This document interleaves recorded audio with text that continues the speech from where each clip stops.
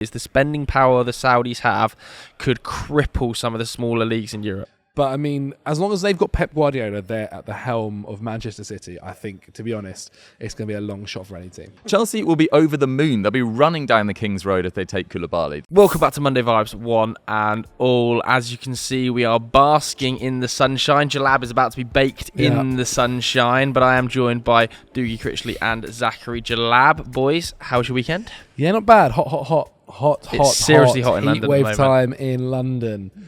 Get the fans out. How was last night, Diggs? Yeah, hot, very hot. It was a short night for me, writhing around in my own sweat, coming off a wedding as well, so I was super hungover yesterday. But no, it was very good. Nice trip up to Scotland. Missed the Champions League final though, so I'm looking for you guys to fill me in on that. Caught the highlights, obviously. But yeah, the wedding was super good fun, thank you. Yeah, of course, we are going to be speaking heavily about the Champions League final today and Manchester City's treble win. We're also going to touch upon some of the biggest transfer stories that have broken over the weekend. This is effectively the end of the season, isn't it? The season is over, so we kind of want to hear from you guys at home. Do you want us to continue Monday Vibes throughout the summer, talking, I guess, about transfers and other things? Or do you want us to end it now and then bring it back when the season starts? Let us know what you think in the comments below right now. But let's start with the Champions League final. Me and you watched it, Jalab, in Henry Hill's garden, didn't we? Had a few beers. Kieran and James Wayne is behind the camera today. Very, very happy boys. What did you think of the game? Not an all-timer. Not Again. classic, that's for sure. I think in general, it felt like maybe two teams were just a bit more cautious with how they were playing, obviously not wanting to concede any chances. And it's understandable. I think you kind of saw that as well with the way City play. This is a team that we spoke about recently as one of the best in the world. And actually when the game happened, or one of the best of all time, and actually when the game was going on, it felt like they were a little bit looking where the occasion was. They were nervous, They were playing in the start. Champions League final, definitely nervous. But as the game grew, they definitely started to take a hold of it. That's not to say Inter Milan didn't have chances as well throughout the game. The Lukaku one at the very end, I'm sure we'll get onto. But overall, for this season, for their Champions League campaign, and realistically for the game as well, they were the deserved winners. I mean, the goal that they score in general comes from some great play from Bernardo Silva down the right wing. Rodri, the ball falls to him on the outside of the box. It's a fantastic finish. But there were some good standouts of players as well. I think both goalkeepers have been really Onana. Good. Really good. We'll talk about him in a second, but whoosh. Yeah, I don't incredible. know. Yeah, I kind of agree with you. I think that's the fourth Champions League final in a row that's finished 1-0 now, isn't it? And they end up being quite non-events usually. But I actually thought Inter Milan got it pretty much spot on. I feel like it's a bit of a missed opportunity for Inter Milan on the night. I reckon there will be a few players that are kicking themselves because Man City were nervous. They started the game a little bit sloppily. You know, even players like Rodri uncharacteristically giving the ball away in central areas. And I thought Inter Milan had chances on the break they just didn't capitalise on. Well, so many times they got into the final third and the delivery from wide areas was abysmal. And with no Kyle Walker as well, obviously when the game started, we thought that could be somewhere which could be quite an issue. City have relied upon Kyle Walker quite a lot for his recovery pace. And it just didn't really feel like Inter kind of went for the jugular with that. And look, we're talking about Man City being nervous. It's fair enough that Inter Milan would be nervous in this situation. For a lot of these players, this could have been their last game for the club. It's very much kind of, I think you guys mentioned on Continental Club once or twice, that this is really the end point for this Inter Milan era, this Inter Milan side with their financial issues and possible player sales that we'll have to see in the coming weeks. Yeah, I totally agree. I think there are a few standout players that we should touch upon. You just mentioned the goalkeepers there. I thought Onana was spectacularly good. With the ball at his feet, he is just one of the best goalkeepers in world football, isn't he? I mean, there were times towards the back end of the game, the last 10 minutes or so, where he was effectively playing as like a defensive midfielder, just distributing the ball around. Sensational. I actually thought DeMarco was really good again as well. He's just got so much energy from that left-back role. But for me, man of the match, I think maybe... he's not really a centre-back anymore, but I think a contender for the best centre-back in the world, John Stones. Yeah, I mean, he's not really a centre-back anymore, is he? I mean, he was a right-back playing as a number 8 by the end of the game. He's basically filling in for Kevin De Bruyne, wasn't he? I think he completed 6 dribbles on the night. The last player to complete 6 dribbles in the Champions League final was Leo Messi. We are talking about a ridiculously talented central defender now. I think he is, in terms of talent level, the best centre-back in world football. In terms of on-the-ball ability, I don't think there's any centre-backs out there that can match him. Yeah. I put it on Twitter last week. I think only Rio Ferdinand could probably do the role that he's done in the last couple Agreed. of months, and to anywhere close to that ability. I mean, Rio Ferdinand played in midfield during his time at West Ham briefly, but it was a very difficult. Yeah, maybe, but it was. I mean, we haven't seen it, but it was a very different time when Rio Ferdinand was doing it as well. Like, there's so much organisation that goes into how a midfield presses, how it's organised, how it's shaped. And John Stones, to be this good at a role that he's not very used to. I mean, he played right back, I think, when he was at Barnsley, but he's never played in midfield, I don't believe. To look this composed is just a real sign. And actually, some of the other City stalwarts have been really good in this Champions League run. Judging by the highlights, didn't seem to have great games at all. I mean, you've already touched on Rodri, but Akanji was sort of a bit all over the place. Nearly gave away that goal when Lautaro Martinez ran through. And that series of events that DiMarco hits the bar and then hits Lukaku on the follow-up comes from Akanji sort of falling over in the build-up as well. And he's been great this year. I'm not having a go at him across the season, but didn't necessarily produce his best in the final. Look at Erling Haaland, who is obviously the outstanding striker in world football right now, has had the season of his life, potentially going to go on to win the Ballon d'Or. Not his best 90, and I think it's one goal in his last 8 games, and you have to give the credit there, I think, a little bit down to how Inter Milan shaped up. I thought Acerbi up against him was outstanding in the 1v1. So aggressive, so physical. You never see Erling Haaland get manhandled, but you actually saw Erling Haaland get, to some level, manhandled a little bit against Inter Milan. It was really interesting, I think, to see Erling Haaland after the game talking to the likes of Thierry Henry and the guys at CBS, kind of mentioning, like, he just won the Champions League. Literally just won the Champions League. He's already won the Premier League. He's 22 years old. Yeah. And rather than kind of like celebrating and being in that moment right there, obviously he's done a little bit of celebrating, he was asking him just like, oh yeah, what can I get better at? Like, what do you think I can do to improve? Like, I think it speaks fundamentals about him. And even the way he says, like, he goes on to say, you know, I've grown so much just from that boy that when I joined Dortmund, or from the way of playing football, also the way I treat people, the way I talk to people, so on and so forth. This is a guy that is developing, and look, I'm sure for 52 goals this season, he's not going to be too disappointed with not scoring in the Champions League final when his team managed to win it. And I'm sure we'll see him scoring plenty of Champions League finals as well. Yeah, I mean, the other end of the pitch, another striker involved heavily yet again. He came on for Dzeko, didn't he? I think Dzeko, I don't know whether it's part of the plan, but went down injured. It felt like it was part of the plan that he was going to go down at that moment to allow the substitution to be made. But the impact was just so bad. Yeah. It's disappointing as well, because actually in the last couple of months he's really got back to his best form for Inter, and actually went into this final in a really good moment. And we saw, at the World Cup, obviously he didn't produce his best form at the World Cup. In the Champions League final, it will be remembered in many ways. I thought the amount of focus, I mean, I wasn't watching the game, I wasn't even able to follow it because there was no reception in this rural part of Scotland, but the coverage after the game, focusing so much on the DiMarco header against his leg, I thought was quite harsh, because it's from a couple of yards away, but the miss with the header, wow, because there is so much goal to aim at, and it's straight at Ederson, and it's a solid save, it's an unspectacular save, but in terms of misses in that moment, in the 88th minute, I think it was. And Inter Milan, if they'd scored then, I'm pretty sure would have gone on to win the game, because it's classic City to just start panicking a bit in the Champions League.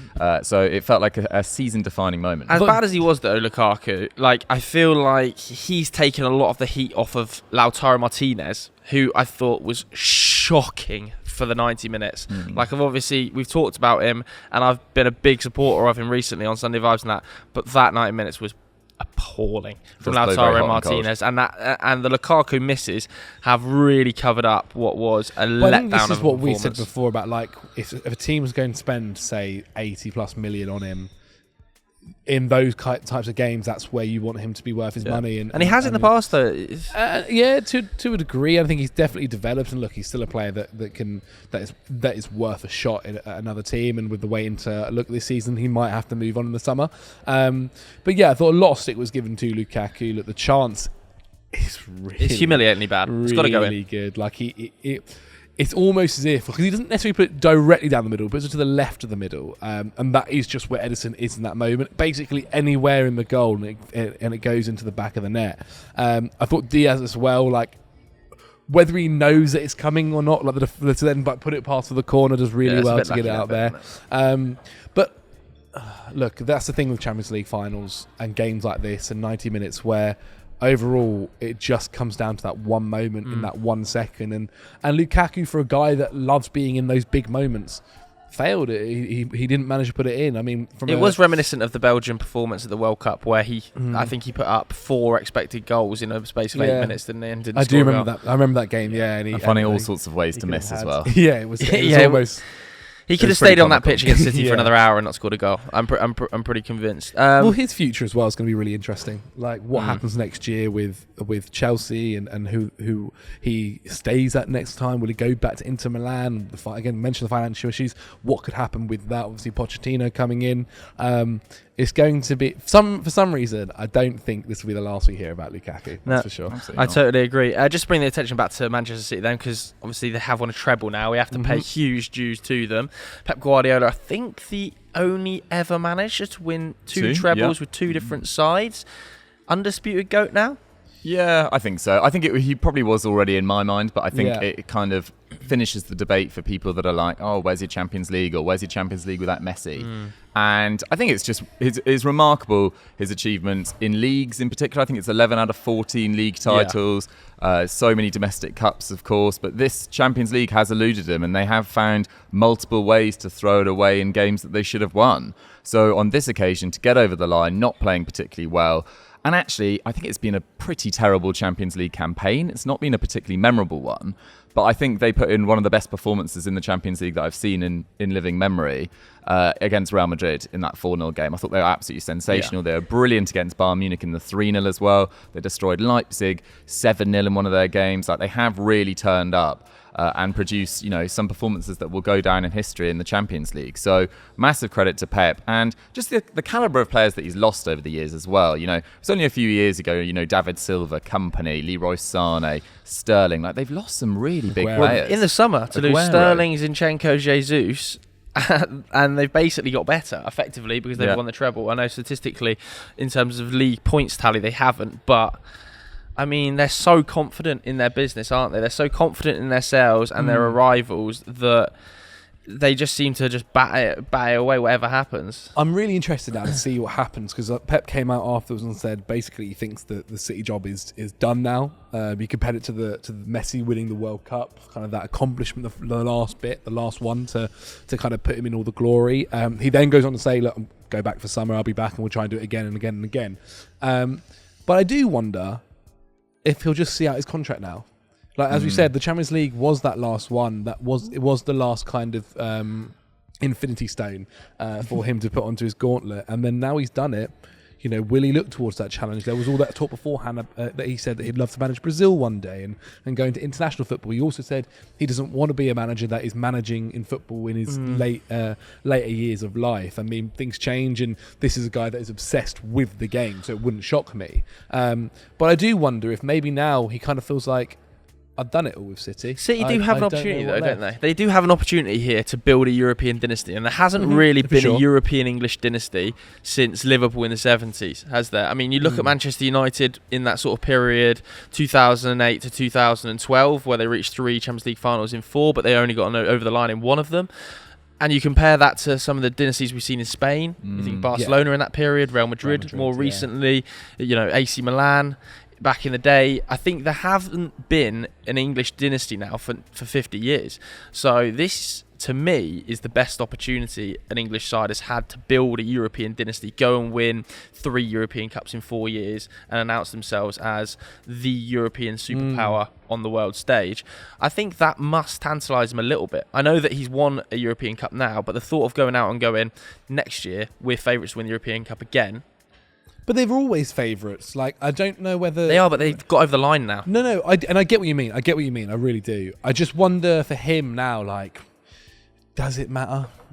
Does it? He knows that the City team he's created is one of the best of all time. Whether they go on to win the Champions League next year, I don't think that confirms it or denies it either way, personally. Yeah, but he's always been very good at motivating that squad, isn't it? And turning over the players that want to leave, etc., and finding the new aims. And it will be. I think I agree with Joe. I think that is the new aim, to do back-to-back or, to try and win 3 in a row. I mean, we can't get ahead of ourselves because they've struggled in the past in this competition. But, I think it completely releases a lot of pressure. And I think they go in, next year and have the potential to win the treble again. Well, what is scary is the fact they've done it once now. They won't have the nerves. They've been there before. They've been there, they've done that, Yeah. and it might just see them go on to a thing like that, like Real Madrid, where they just became the European champions time and time again. I think we do have to mention though the 115 charges that kind Definitely. of hang in the air, don't they? That awkward smell that sure. the Premier League alleges the financial breaches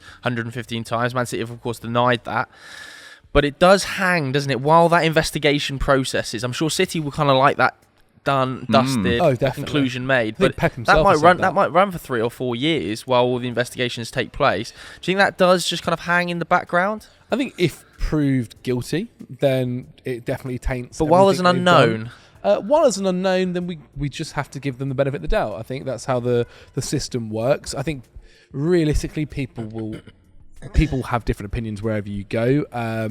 From I think our point of view, we kind of just have to look at it as it is and wait for a decision to be made. If it comes out that they've done nothing, then it makes, if anything, what they've done look even better. And then if it does come out that they've been proven guilty of it, then I think it definitely tarnishes what's happened because they've given themselves an unfair advantage. I kind of agree. It's such a murky. I mean, there's so many murky lines when clubs are owned by states, isn't it? It's not. They're not going to be the first one to be accused of this, and they won't be the last either. But I agree. I think it does overshadow the whole success. And I imagine, after that full time during the game, charges was probably trending on Twitter. It's at the forefront of everyone's mind, and it's impossible for it not to be. Every article. But at the same time, we are professionals, well, vaguely professional, trying to judge football teams and context and trends, and you just can't get your head around something that you don't have access to the information. So we need the decision to be made, and then you can, agreed, bring the context. But for now, it does feel like, I find it frustrating that we even have to talk about it. I can't even imagine what it's like for City fans. But at the same time, it is so relevant to this whole thing. Yeah, you have to. I mean, every article at some stage within it will have the asterisks about the 115 charges. We feel like we've got to talk about it at some level. But where do they go from now then, City? We talked about them building a dynasty. Quite a lot of change. I think we should start talking about the transfers here, because this is a good little juncture, isn't it? We saw Jack Gaughan, who's very, very reliable for Manchester City, reporting they're about to step up their interest in Josko Gvardiol. It seems like Aymeric Laporte is going to leave the club. I think he's only started 8 games in the Premier League this season for City. Potentially Josko coming in. We also saw at the weekend Fabrizio saying they'd agreed personal terms to Mateo Kovacic ahead of a £35 million move. What do we think about the business? I think it's going to be what classic City do, right? You mentioned it earlier. What they do so well is when a player is ready to move on, or they feel like their time has come, or they want a new challenge, City don't really put up a massive argument as they get the money they want for them. So it wouldn't surprise me if we see a number of heads leave. We've seen the rumours of Gundogan possibly. They have offered him a new deal. Bernardo Silva, PSG, Riyad Mahrez. There's several players that could move on who actually have been super crucial. Gundogan this season, we spoke about him a few times over the past couple of weeks. He's a guy, if it wasn't for him, then you do ultimate clutch player. You do wonder whether City may have been able to go on and win the treble like they have so easily, or made it look so easily. I mean, look at the 2 goals in the final and the goals in the back in the Premier League season. Precisely. As for the players you mentioned coming in, like Gvardiol, this is a guy who we watched at the World Cup, and I think a lot of people very quickly realised he is a serious player here. He's somebody that we could be talking about for years to come as one of the best in his position. Again, another dominant. He's another player who you look at all kind of the aspects he has in his game, and he doesn't really look like he's missing much at the moment. So good on the ball. At only 21 years old, and you think, okay, go and get this kind of guy now who's 21, give him to Pep Guardiola, develop him into however way he sees best, and he could again be one of the best that we see in his position. And Kovacic, it's another kind of, it's maybe a little bit less the route that City have been recently. I don't know, you look at the likes of Akanji and people like that. I think it's smart business they've been doing recently like that. I feel like, for sure, Akanji, but I feel like a lot of their signings recently have been 25 and under, or 26 and under. Jack Grealish, when they brought him in, Erling Haaland, Sergi Gomez, so on and so forth. Akanji definitely is, and it definitely is more of that ilk of getting somebody that is more experienced, is older, and it wouldn't surprise me if Gundogan leaves and you see Kovacic come in and it's just incredible. The one thing I will say is I don't think Kovacic will have the goal output that someone like Gundogan has had over the past couple of seasons for City.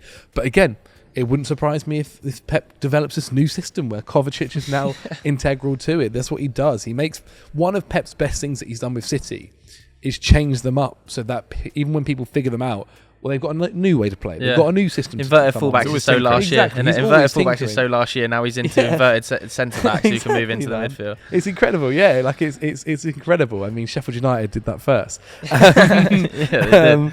But no, it Shout is out really Chris yeah. But it is like, it wouldn't shock me if like that's what he gets out of Kovacic or Gvardiol. And yeah, like it is just that consistent development of like happily letting the play, like it keeps the ecosystem really good. And whoever didn't play much this season, Calvin Phillips, he might feature a lot next season, Or he might and move so on on. and so I forth. wouldn't be surprised to see Calvin Phillips move on. And their sales have been sensational, haven't they? The timing of sales and the fees they've got. You look at that 50 million for Raheem Sterling now, you think that's a great fee. Same for Gabby Jesus, even though he did them damage because Arsenal was so strong with him in the side. Another great fee. Ferran Torres, brilliant fee to Barcelona. Yeah. And let's say Bernardo Silva did move on this summer and let's say he wants to go, and PSG, we've seen the reports in L'Equipe over the weekend that they're extremely interested. I think Fabrizio was tweeting this morning about how much Luis Campos likes him because of those Monaco links. Yeah.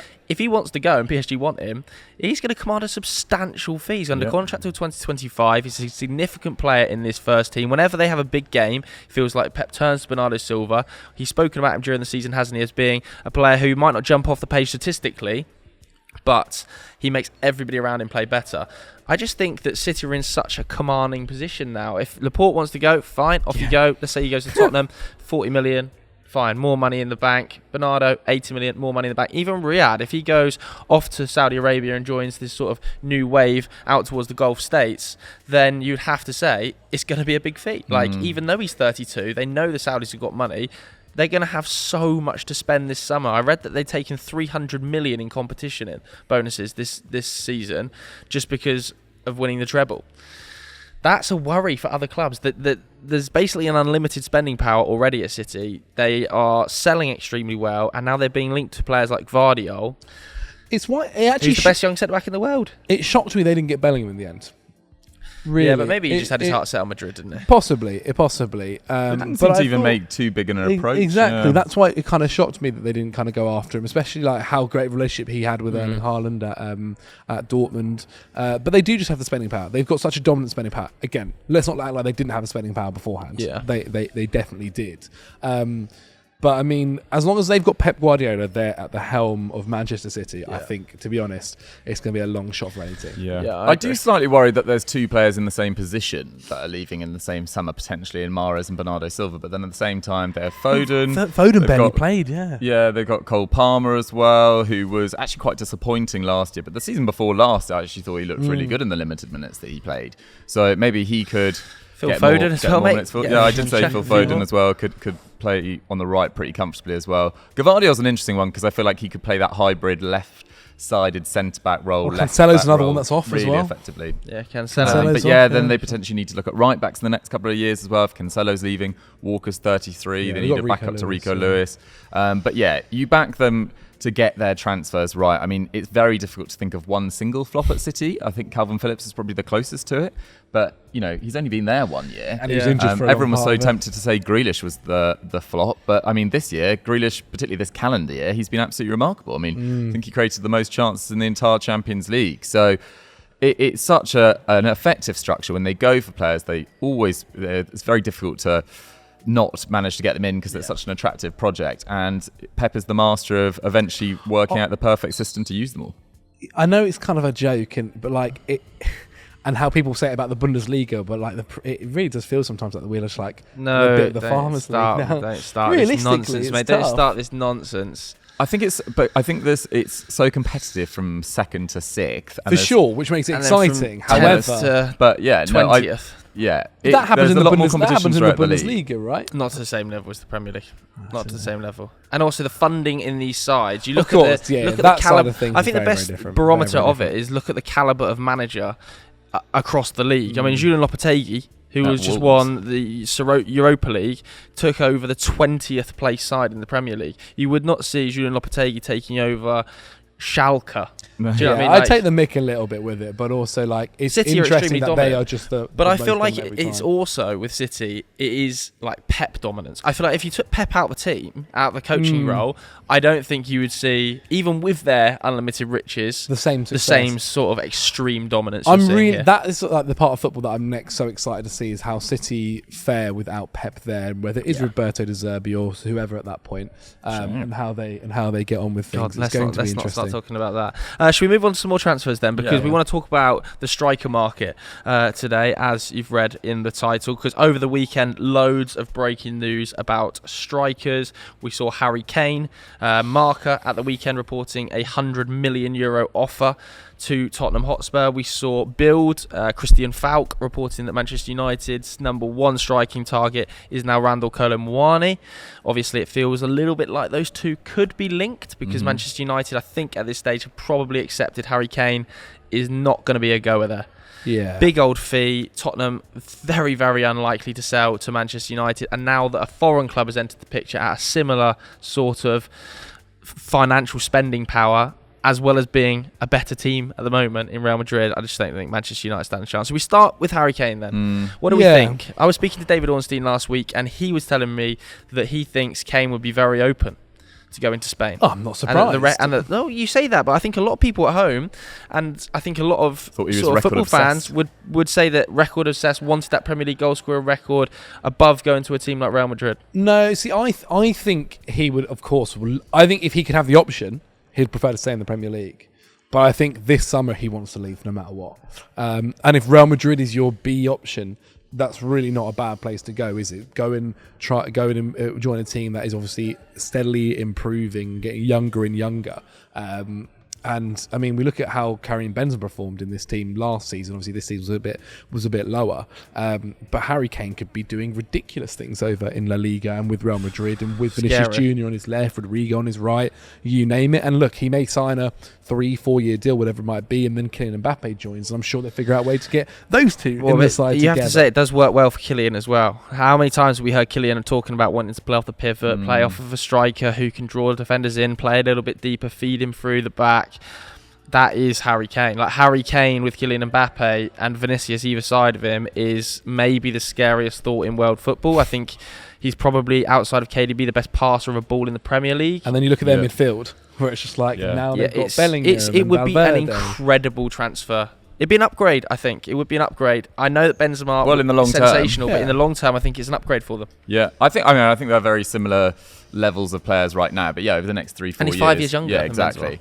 I feel like Real Madrid are perhaps potentially like compensating for their other deficiencies in their squad by just bulking out the most incredible midfield options and bringing in Kane. Like they do need to replace Carvajal eventually. I know they've signed Fran Garcia. They need to, sort out their left back zone as well. Like the big issue between Real Madrid. I mean, Real Madrid scored quite a few more goals than Barcelona last year. It was just that defence. They didn't, have enough focus in some of those games as well. But for Real Madrid to potentially lose Hazard and Asensio, two kind of bit part players, and bring in Kane and Bellingham into a midfield and forward line that is already pretty stacked. I mean, it'd be a pretty remarkable summer of business. And it's just, they've kind of earned it, because since 2019, they've been really tight with their money. Even last summer when they brought in Tchouaméni, Casemiro's departure kind of compensated for a decent chunk of that. And Florentino Perez has, got this new Bernabeu opening and potentially two huge new signings. And Kylian Mbappe potentially in the pipeline in the future. I would love to see it as well. Two Englishmen in that Real Madrid side. I think Harry Kane would absolutely decimate La Liga. I think, seriously, he would take that league apart. I think you're talking 35 goals in the league. How many did Lewandowski get this season? It's a good question. 20, 21? 20, yeah. But was off the ball towards the back end big time, and also did have injury problems, and there was the World Cup split in there. I just think you look at the quality of strikers across La Liga, it's probably the worst it's been in a decade. Yeah. I think Harry Kane coming there would be a huge superstar. Like that immediately makes them maybe alongside City as favourites for the Champions League next season by getting Harry Kane? Yeah, I think it will take a little bit of time. I mean, Benzema was so entrenched in Real Madrid. He's so entrenched in the City. They're quite similar players, though. Quite similar players, but I know, but it just takes a little bit of while of getting used to as well. And Benzema's link up with Vinicius Jr., I mean, famously, they didn't get along so well at the start, but, turned that around amazingly and became probably one of the best duos in world football. And Rodrigo going to new levels last season as well. Like, there's a lot of room to be excited about. I don't know whether Kane will do as well as you're kind of describing. I think he'll be immediately. I think he'll be immediately blockbuster. There's also, and maybe just because it's Daniel Levy, there's also a little bit of me that thinks he might just stay at Spurs. I can still see a future where he stays at Spurs. I think that would be the worst bit of decision making I've seen in football in years. From a club's perspective, and Tottenham fans were not agreeing with me on We Need to Talk, but the idea of turning down 100 million for a 30-year-old with 1 year left on his contract, who shifts the dial maybe from you finishing 6th to 4th. It doesn't win you the Premier League. It doesn't win you the Champions League. You then lose him for free to a direct rival, because let's have it right, if he was free this summer, he'd be joining another Premier League side. You'd be losing him for free. So you're taking a €100 million hit. You're not shipping him abroad, and it's not moving the dial enough to warrant that signing. I think it's almost comical. There's no way he signs a new contract. He has to go to Madrid this summer. I just remember thinking that a lot during the era of when what's his face, Portuguese manager, Jose? No, the one AVB? before him. AVB? Who's manager? Nuno Santos, when he was because there was that summer where Harry Kane was obviously going to be leaving then, and I thought, okay, getting Nuno. It's a different situation now. It is a different situation. 100% is a different situation. But the Postecoglou hiring as well. Again, if you're Harry Kane, can't be making you sit there going, okay, here we go. Like, this is it. I'm happy to stay for another year. It's not going to be doing that at all. So I think if Real Madrid on the table, why would you say no? I don't think even if they There's brought no in manager in the Nagelsmann world. this summer, I don't think he would extend. I think Nagelsmann would have had a better chance of. I don't know. I mean, he didn't extend under Mourinho. He didn't extend under Conte, like winning managers supposedly. And I feel like this is the perfect time for Postecoglou as well. Like, he's not going to walk if they sell Kane. This is the opportunity of his life. I agree. Yeah, I totally agree. Let's carry on with the striker chat then, because there was also breaking news in Build. I mentioned it at the top there. This is from Christian Falk, saying that Manchester United's number one target up top is Randall Kolo Muani. He's also in the top 3 of Real Madrid's transfer targets should they fail for a move for Harry Kane. I mean, Dougie, you're the European football expert. Thoughts on Randall Kolo Muani? I really like him. I think he's a really good player. I think people have been quite disparaging about him, and maybe the fee is quite a lot, but he's super creative, he's very strong, he's fast, he makes players around him better as well. Yes, it's been a quick rise, and people might be a little bit concerned about that. Quick rise. I mean, Nantes last year, just a year at Frankfurt, I think it was 15 goals, 11 assists, something like that last year. Made players around him better. I thought Jesper Lindstrom looked much better around him. Mario Götze, he had a great link up with him, and you could see he's quite an intelligent player. He knows when to run, he knows when to hold, and I think he'd link up really effectively with the likes of Bruno. He's really quick. I think he's kind of tailor-made for the Premier League. And the fee is probably quite a lot of money, but I'm more confident in Kolo Muani being an instant success at somewhere like Man United than someone like Dusan Vlahovic, who I don't think offers enough outside of finishing. And I think he's considerably cheaper than Victor Osimhen, and considerably fitter than Victor Osimhen over the last few years. But considerably worse as well. And a fair bit worse. Yeah, Victor Osimhen is the dream, but he's also going to cost so much money. Yeah, I agree. So Kolo Muani, I like. Yeah, I also think it'd be a good pickup for Manchester United. My concern is he an actual 9? Or does he want to operate, and does he operate better as either part of a front 2 or from a wide area? I think potentially that would be the case. Now, I'm not saying that's a bad thing for Manchester United, because I think United need plenty in the forward areas. They are super thin up there, especially if Anthony Martial leaves. Weghorst is gone as well. United need at least one forward, in my opinion. So I think if Kolo Muani came in, it would certainly be an exciting player. You look at his progressive carry numbers, his take-ons. He's so fun to watch, super physical, creates a bucket load of chances, but shots, expected goals numbers, when you watch him, he's not classically in that position where he's on the end of everything, which I think Man United, to a level, do need. And then you've got the issue, I would suggest, that again, it seems to indicate, I don't think it's actually an issue, so I take back what I said then, but it definitely indicates to me that Man United under Erik ten Hag want to continue playing in a transitional manner, don't want to be super ball dominant. But for another season, that's fine, but I think maybe that's just the case. He doesn't want to play how he played at Ajax. You look at the addition of Mason Mount in midfield, super transitional. Bruno, super transitional. Rashford, you would say the same for Kolo Muani, not a player that's going to drop deep, get involved in build-up play, get hold of the ball back to goal. He wants to play fast and direct. So does Garnacho. So does Anthony. Football changes. Just because you're not going to dominate the ball and have huge possession doesn't mean you're a worse side than somebody else. I'm not saying it's you and me a worse side, but I think it indicates a different style of how Manchester United want to play than how a lot of people would have predicted Erik ten Hag wants to play. A lot of people would have said he's coming from Ajax. He's going to build from the base, build from very deep. Clearly, the signings this summer that are being linked are not built that way. But you look at your best players, the likes of Rashford, etc. That's a guy that's built for a counter-attacking system. It makes sense. And also, if you try to play this super high possession game, you're just not going to be as good as Man City. And United have never been that team. No. And even the best United. Your record under Solskjaer against City was actually really good, playing counter-attacking football predominantly. And there's nothing wrong with that. I mean, there's plenty of ways to win a football match. And I think it might just be United's strong suit. Someone like Anthony as well thrives in space.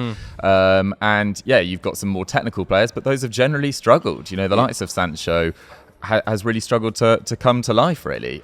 So I think Mount, Bruno as well, Lissandro Martinez's long balls from deep. I think it could work really well. Go on. What I was just going to say, in general, it's that whole idea about football. Football changes. At the moment, for a long time, defensive football was the thing that led the way, and then now it is possession-based football. It might be the fact that actually he's gone to Manchester United and he's gone, it's going to cost me a lot more to go and get the players to play a possession-based football than it is to go and play this style of football. That actually showed signs of being quite positive this season. Yeah, also more links continue over the weekend with Højlund, of course, the 20-year-old Atalanta striker. Big article in The Athletic saying that Atalanta are open to a sale at £40 million. Interesting little tidbit in there as well. He's joined the SEG agency for one summer only. So for just this summer, he's joined the SEG agency, who is also the agency of Erik ten Hag, Terrell Malacia, a lot of the signings last summer. I think that's quite an interesting point. Yeah. There's a reason probably that he's opted to make that move, and that Atalanta are now open to selling. Reports also that Erik ten Hag has had 3 or 4 different video calls with him now. I think that's crazy for one summer. I think of the two, well, not necessarily if you want to get a big move. I think that happens quite a lot. You see a lot of players link up with, say, Jorge Mendes just to get a transfer done. Wow. Yeah. Wow. I think that happens quite a lot where they kind of outsource agency work. Fair. But I think this one, is probably going to happen. Well, I'm delighted that you're trying to sign 2 strikers, to be honest, because I do worry about him coming in as the new Man United number 9, all the pressure being on him. And it does spell the end for probably Anthony Martial at Man United as well, which probably needs to happen as well. Kolo Muani and Højlund, really nice mix there. Højlund, much more of a penalty box player, and much more of an orthodox number 9 as well. But he is quite raw. I mean, he only really became a regular at Atalanta in January. And I am, quite surprised they're willing to sell him, to be honest, because Luis Muriel and Duvan Zapata are getting on a bit and are increasingly injury prone as well. But maybe Atalanta just see this as such an opportunity to get a lot of money in for a player that hasn't had that much football, really. And a huge impact on them. And a huge impact in terms of the long term as well. So I think this is really exciting. He looks electric, but at the same time, we've only seen it for 5-6 months. Yeah, just continuing on the striking chat then. Victor Osimhen, more chat about him at the weekend. Again, David Ornstein, rumblings that he could cost a little bit less than 150 million euros. Now, that's obviously still what De Laurentiis has been pumping that news out to the world, hasn't he? He's going to cost ridiculous money. We're going to want insane money. He's never leaving the club. But is it a little bit of bluster, maybe? And continued links to your boys, the Blues. I can see why, but look, I don't know if Chelsea have the money to spend on just him. Chelsea obviously need a lot of signings, I think, this summer, or will be looking to make several. We're also making a lot of sales as well. And when you have key players like Kovacic, like Mount, off. Like, it's crazy to Kante's think left, that big wages. Yeah, it's crazy to think that the midfield that won the Champions League, Mount, Kovacic, Jorginho, Kante, is gone basically now. And so there is going to be a lot of sales and incomings in. And so I think to spend 135, 130 on Victor Osimhen, when you already have Lukaku there still as well, and his future's not sorted, is really tough. You've got Broja coming back from injury as well. There's a lot of things that's going to happen. Look, I think you're the most likely club to sign Osimhen, honestly. I think you're the most likely club just to go, do you know what? Here it is. I think he might just end up at Napoli next season. I really do. I think Bayern's probably his most likely destination.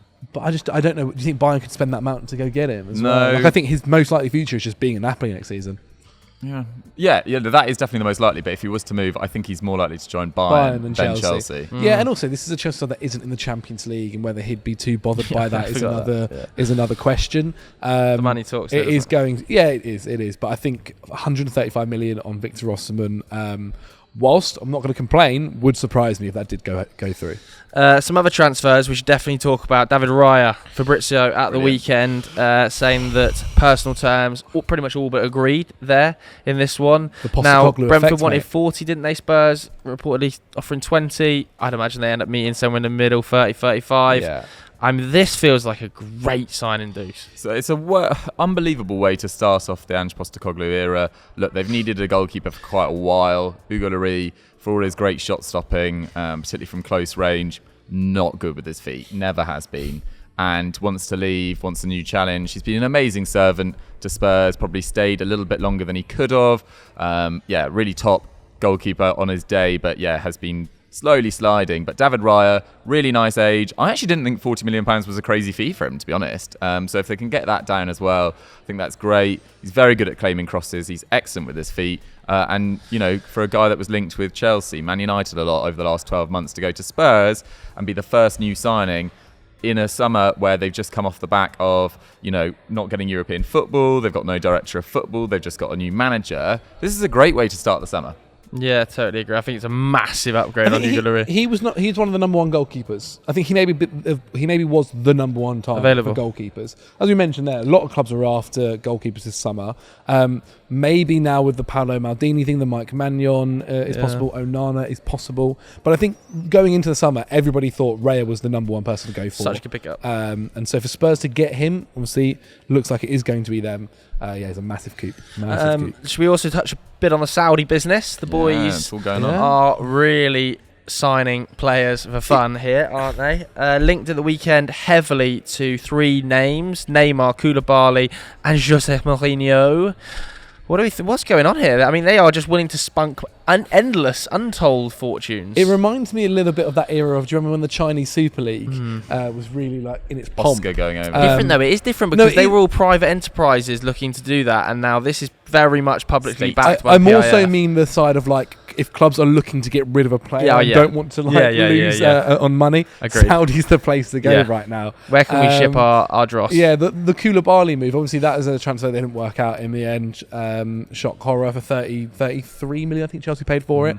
And they might be getting close to that as well, for him to go back to Saudi Arabia, which is something that you wouldn't have thought would happen 6 months ago. For you guys. Yeah, real get out of jail card. It is That's a huge favour.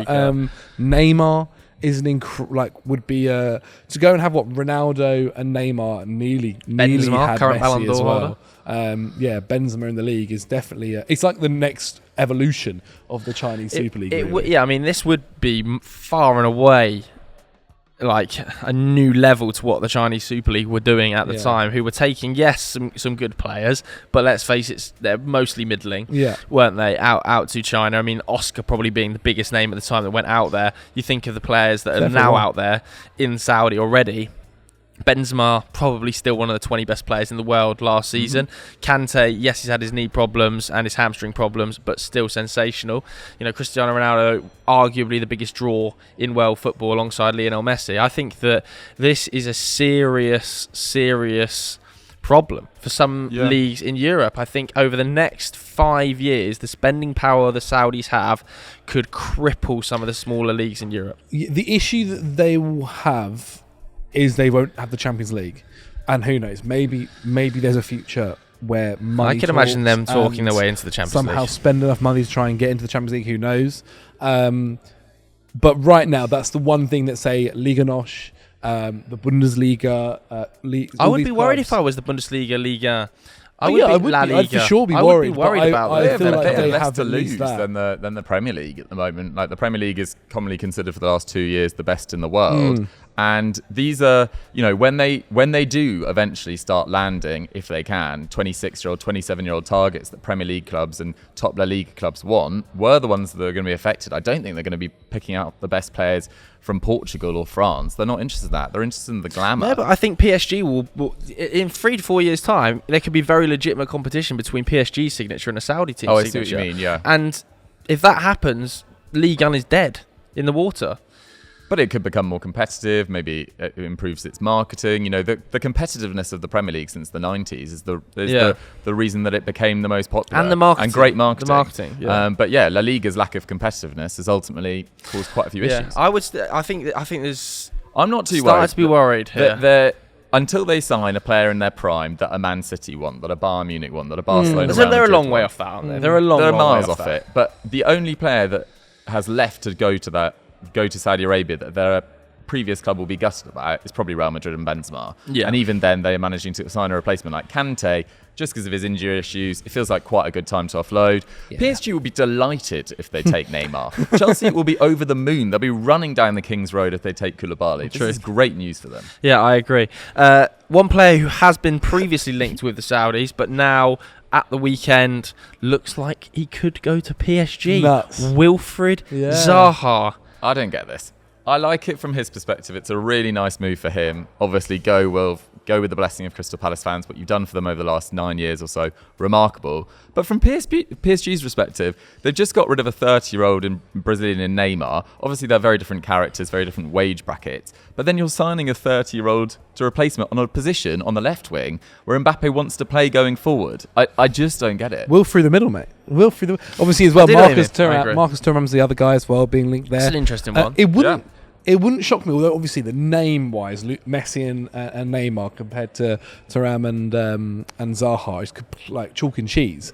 But would it not shock you if somehow it just figures out to be even more they figure out a proper system or these guys? I love the move for Wilf, but I kind of agree with Dukes. I still don't understand the PSG strategy. It doesn't feel the most joined up thinking. No. When has the PSG strategy been joined up thinking? But you think here's an opportunity, Messi and Neymar leaving, we can adjust our course and get the best effectively out of Mbappe. The focus should just be on how do we get the best of Mbappe, and is it by getting Wilf Zaha? But Wilf Zaha, I feel like, would be happy to be a bench option at PSG, right? And so then if they go out and maybe they have an academy player they want to try and bring through as well, or they go out and think about Diaby, Leverkusen, or someone, that was just the first name that popped in my head. Obviously, a previous PSG player, actually.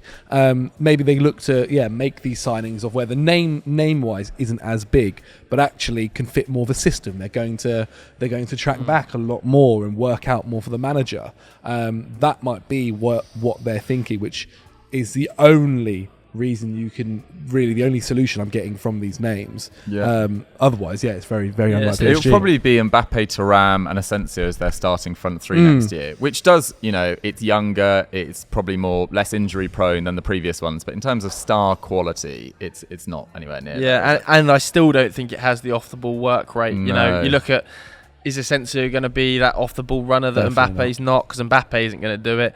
And then, Thuram, had a sensational season at Mönchengladbach playing through the middle of this season, but also not an off-the-ball beam. So I don't know. It just doesn't feel like it's an amazing fix. One bit of amazing news, though, for Arsenal. Old Billy Saliba. Contract to 2027. David Ornstein exclusive. Orny is having some start to the summer, by the way. The exclusives are dropping just because you're best mates.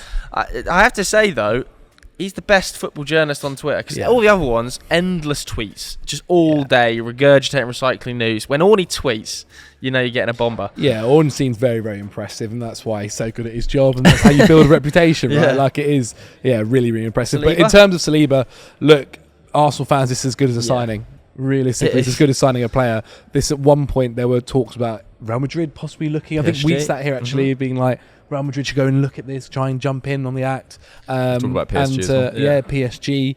Obviously, this is a guy that had his breakout Arsenal campaign this year.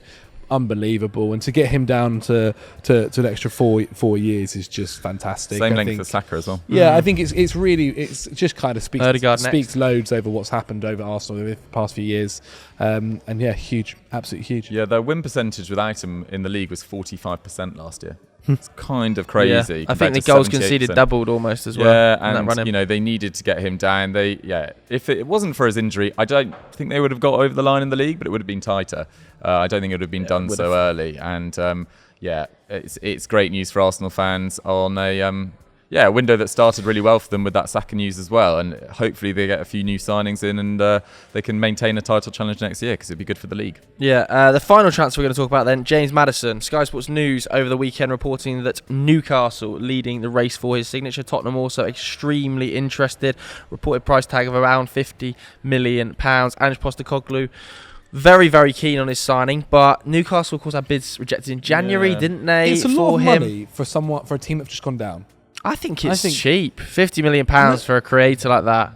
But I feel like Leicester, I don't know. They mustn't have had a relegation clause in his contract for them to still be asking for 50 But he's only got a year left on his contract. Exactly, so I still think 50 mil is quite a bit. For a team that have gone down to the Championship, do you want to go and pay James Maddison's wages in the Championship for the year? Is James Maddison going to want to stay there? His contract, I honestly thought he'd be going for more like 35 for getting relegated. And just remember that when Man United are being asked to pay 70 for 1 year left on Mount. Yeah, we've not been relegated yet. So close in the mix, though. Good close in the mix. I think Maddison went to Newcastle. Fantastic signing. I feel because obviously we spoke about Szoboszlai. Who would you rather, 75 on Szoboszlai or 50 on Madders? I don't know. I feel like Szoboszlai is a little bit more exciting.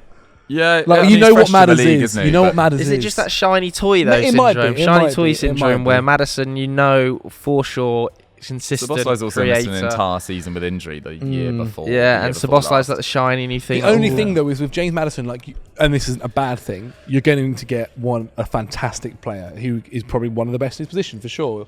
But what you might get with Szoboszlai is one of the best players in the world at some point. Yeah, so that's the risk you play with, and maybe you know what, actually with the way Newcastle have been in their transfers, James Maddison is probably who they'd pick. Yeah. I don't know. It's kind of, you look at those Newcastle transfers, you think Botman, kind of young, just about to be exploding. Guimaraes, young, just about to be exploding. Isaac, the same. They're just under that realm of just like exploding superstars. But didn't pay. I didn't pay 70 for Isaac. Yeah, that was quite a lot. Paid 70 for Isaac. It's an awful lot of money. Yeah, 50 as well. I think James Maddison personally might even suit the Ange system a little bit better. We've seen how he operated at Celtic with McGregor in that reserved pivot and then 2 floating 8s that played in those half spaces. I think Maddison in that half space creating for the likes of Kane, Son, Richarlison would just be astronomical. I really do. I think he would be amazing for Tottenham. Yeah. And if they can pull off as his first 2 bits of business, Raya and Maddison, for a combined 80, 90 million, I think it's absolutely sensational bit of business. I think Newcastle is an interesting one in that it will probably mean that Joe Willock drops out of the team. I think he was so good last year, which is a bit of a disappointment. Do you not think Madders would go into that front 3 area? Maybe as a Joe Linton replacement? I think right wing, though. I don't know. Matters. I just don't think you can drop Willock. 10 though. I just think you want him central. And he's provided so much legs in midfield over the last couple of years. Willock. I think that would be a bit of a shame. Yeah, I can't. I think Eddie Howe would be quite. I think Eddie Howe though, they rotate really well. Yeah, would be very careful not to disrupt the system that he's already put in place. I can see why he wants to join Newcastle rather than Spurs though, because I feel like he's been quite impatient in many ways, and rightly so with his career. Like he's been by far too good for Leicester for quite a while. Do you mean patient? He's quite impatient to now. Succeed yeah. I need to be in the Champions League now. He had to wait a long time in between England caps. Feels like he's kind of been on hold for a few years, and he just needs to explode right now. And a year under Ange Postecoglou, potentially without Kane there, or with Kane rumbling on, he kind of needs to succeed now, and I can see why he's just Newcastle, instant hit. I'll be one of the key players. I'll be one of the better players. Let's do it. Yeah. All right, so there we go. Those are the transfers and plenty of chat about Manchester City's treble. If you enjoyed this video, please do hit the like button. If you haven't already, make sure you go and watch Sunday Vibes from yesterday. We talked about dream transfers for each Premier League club. Every single one, all 20. Thanks very much for watching, everybody. We'll see you later. Goodbye.